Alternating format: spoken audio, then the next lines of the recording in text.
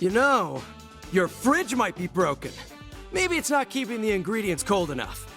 That's so. You're an expert on all things ice? Okay then.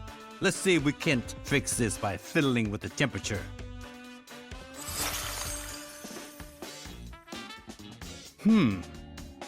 At a glance, everything looks fine to me. Here, eat up.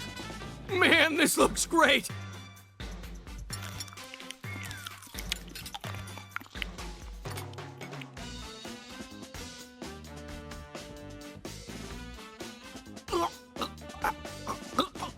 I can't. What a shame. He seemed to be enjoying the meal, so I wanted to ask him what he thought. Maybe next time. Anyway, thanks for your help. Oh, and here's a voucher with my apologies. Get the poor guy some medicine, will you?